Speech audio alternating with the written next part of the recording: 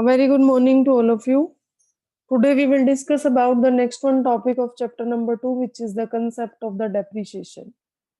It is mainly related to the fixed assets which we use in our business organization. तो जैसे जैसे fix assets को use किया जाता है like plant machinery, generally it happen कि उनकी जो वैल्यू होती है वो रिड्यूस हो जाती है due to the any reason we can call, कि नॉर्मल वियर टीयर की वजह से या एक्सीडेंटल रीजंस की वजह से उनकी वैल्यू जो है वो डाउन हो जाती है. The simple thing we can say कि उनकी वैल्यू ऐसी आ जाती है, एक टाइम ऐसा भी आता है कि वो बिल्कुल आउटडेटेड हो जाती है, मींस कि अब उन्हें फर्दर कंटिन्यू यूज नहीं किया जा सकता due to any kind of the reason, the change in technology और the change in demand, which is known as the expected obsolescence, right?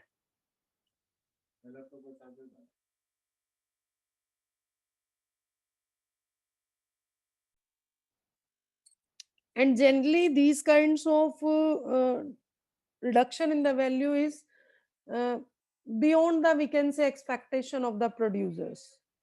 तो सिंपली हम ये कह सकते हैं कि डेप्रिसिएशन क्या होता है. डेप्रिसिएशन जो है वो simply loss of the value of fixed assets होता है due to the reason of any kind of the reason can be there, due to the reason we can say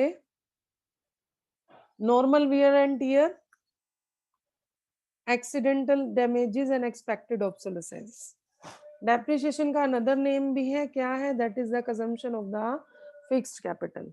कि जनरली क्या होता है, डेप्रिसिएशन की वजह से ही जो हमारी फिक्स असेट्स है उसे हमें रिप्लेस करना पड़ता है टाइम टू टाइम. और रिप्लेसमेंट के लिए क्या चाहिए? मनी चाहिए, पैसा चाहिए. और जनरली बिजनेस ऑर्गेनाइजेशन क्या करते हैं, इस फंड को पहले से ही अरेंज कर लेते हैं ऑन एन एनुअल बेसिस. कि सपोज लगाइए एक कंपनी है, उसने एक मशीन परचेज की 10 लाख की और ये एक्सपेक्ट किया गया कि वो 10 सालों तक चलेगी. तो बिजनेस ऑर्गेनाइजेशन क्या करेगा, हर साल उस मशीन को रिप्लेस करने के लिए एनुअल प्रोविजन बना देगा. The main thing 10 lakh by 10 is equal to 1 lakh, which is known as the depreciation reserve fund, which is known as the depreciation reserve fund. So mainly the depreciation reserve fund refers to the that amount of fund which is mainly kept by the producers in order to replace the investment. Now the question arises, what are the significance of depreciation reserve fund? इसके benefits क्या हैं? तो generally जो depreciation reserve fund एक business organisation maintain करते हैं, वो किस लिए मेंटेन करते हैं? In order to replace the asset, कि जो उनकी एग्जिस्टिंग असेट्स है उसको रिप्लेस करने के लिए फिक्स असेट्स को. And mainly the main thing is there कि इस फंड के साथ जो है बिजनेस को एकदम से फंड्स निकालने के लिए सफर नहीं करना पड़ता. तो अगर बिजनेस में ऐसा भी सिचुएशन आ जाता है कि बिजनेस जो है वो डेप्रिसिएशन रिजर्व फंड प्रिपेयर नहीं कर रहा है, तो अल्टीमेटली क्या करना चाहिए, क्या इम्पैक्ट आएगा इस चीज का, कि वो रिप्लेस नहीं कर पाएगा प्रॉपर टाइमिंग के ऊपर अपनी इन्वेस्टमेंट को. सो ओवरऑल इकोनॉमी पे क्या इम्पैक्ट पड़ता है इस चीज का, कि ग्रोस इन्वेस्टमेंट कम आ जाती है, कि लेवल ऑफ आउटपुट कम हो सकता है. द मेन थिंग कि सपोज एक कंपनी है, उसकी एक मशीनरी है, वो टाइम पे पैसा ना होने की वजह से उसे रिप्लेस नहीं कर पाई. इट मीन्स कि जो प्रोडक्शन कैपेसिटी है मशीन की वो कम हो जाएगी. प्रोडक्शन कैपेसिटी कम हुई तो आउटपुट का लेवल भी कम हो गया. आउटपुट का लेवल कम होगा तो इनकम और एम्प्लॉयमेंट भी कम हो जाएंगे. तो इससे इकोनॉमी जो है किस स्टेट में आ जाएगी, इकोनॉमिक स्लो डाउन में. मींस जो इक्विलिब्रियम लेवल है हमारा एग्रीगेट डिमांड और एग्रीगेट सप्लाई का, वहां पर कम हो जाएगी. सिचुएशन ऐसी आ जाएगी कि लोगों को लो इनकम होगी, लो इनकम से लो डिमांड से low output, and again low income. Ultimately the thing is there कि अगर डेप्रिसिएशन रिजर्व फंड मेंटेन नहीं किया जाता तो इसका ओवरऑल भी इकोनॉमी पे बहुत ज्यादा नेगेटिव इम्पैक्ट आता है. Now the question arise, what do you mean by the expected and unexpected obsolescence.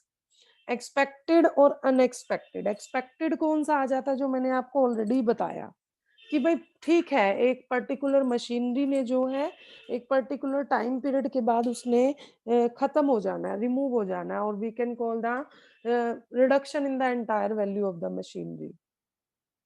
That is the expected कि एक मशीन की लाइफ टाइम है 5 years, 10 years और anything we can call. But on the opposite side unexpected, तो unexpected में mainly क्या आ जाता है, there are some another reasons. So we will firstly we will discuss about the basic reasons of both of these, कि expected depreciation कैसे आता है। द मेन थिंग कि फिक्स सेट की जो वैल्यू का लॉस है वो कब हो जाता है, जब due to the change in technology वो आउटडेटेड हो गई, ऑब्सोलीट हो गई,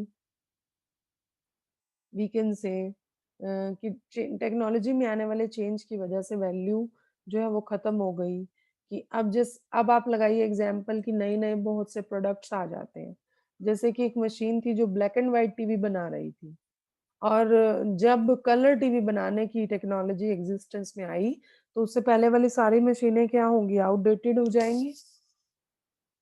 एज वेल एज ऐसा भी हो जाए, एक्सपेक्टेड जो हमारी डेप्रिसिएशन है, कि जब हमारी फिक्स सेट्स जो है वो ऑब्सोलीट हो गई, आउटेड हो गई, किस वजह से, डिमांड में आने वाले चेंज की वजह से। जैसे कि एक प्लांट प्रोड्यूसिंग जो है वो रबड़ शू बना रहा है, वो आउटडेटेड हो गए जब डिमांड जो है वो रबड़ शूज से लेदर शूज की तरफ चली गई। कि सपोज मार्केट में किसी पर्टिकुलर प्रोडक्ट की डिमांड अगर कम हो जाती है या चेंज हो जाती है, it will also lead to the depreciation of that particular asset. This is the expected obsolescence. And mainly इस चीज को हम कैसे एस्टिमेट कर सकते हैं, producers on the basis of their knowledge and experience, कि उनका मार्केट में क्या नॉलेज है, उन्हें कितनी नॉलेज है, कैसा उनका एक्सपीरियंस है मार्केट कंडीशंस के regarding, they can do it with the help of these things. But on the opposite side if we will talk about unexpected, तो अनएक्सपेक्टेड ऑब्सोलेसेंस में मेनली क्या आ जाता है, कि अनएक्सपेक्टेड ऐसी होती है जिसको आप एक्सपेक्ट नहीं कर सकते, वो किसी भी वजह से हो सकती है, जैसे कि natural calamity, earthquake, flood, fire, और असेट्स की वैल्यू में अगर रिडक्शन आ गया, अगर कोई इकोनॉमिक रिसेशन आ गया है, कि फिक्स एसेट की वैल्यू जो है वो कम हो गई है due to the unexpected event, that is called the capital loss. ये नेचुरल कैलामिटी की वजह से हमारी फिक्स एसेट खत्म हो गई, कोई इकोनॉमी में ऐसा रिसेशन आ गया कि उसकी वजह से फिक्स एसेट की वैल्यू बहुत ज्यादा डाउन चली गई, that kind of losses are also known as a capital loss. And generally ये लॉसेस जो है वो डेप्रिसिएशन का पार्ट कंसीडर नहीं किए जाते, only the expected obsolescence is considered as the estimation of the depreciation, not the unexpected। तो आप डेप्रिसिएशन में क्या कंसीडर करेंगे, only the expected obsolescence, note the unexpected obsolescence. What is the difference between both of these terms? Expected में क्या होता है, fix set की वैल्यू में कमी आती है due to the change in the technology और डिमांड। अनएक्सपेक्टेड में फिक्स सेट की वैल्यू में कमी आती है due to the natural calamity और द रिसेशन। तो expected obsolescence is a part of depreciation. On the opposite side, unexpected is not a part of the depreciation, it is a capital loss. Expected obsolescence को आप कैसे manage कर सकते हैं, depreciation reserve fund की help से। और unexpected को कैसे मैनेज किया जा सकता है, through the insurance.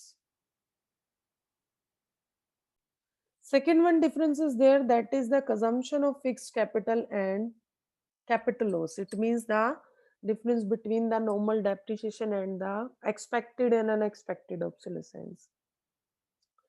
Consumption of fixed capital means कि जो फिक्स एसेट्स की वैल्यू में कमी आते हैं जब आप उसको यूज कर रहे हैं, और कैपिटल लॉस कब होता है, जब वो यूज में नहीं भी है तब भी वो लॉस हो गया।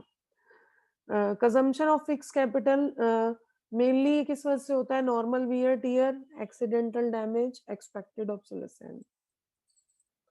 और जो हमारा कैपिटल लॉस है, that can occur due to the natural calamities, market value में कमी आ गई।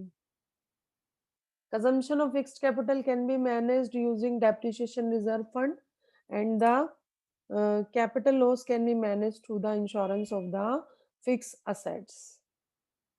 So this was the concept of the depreciation.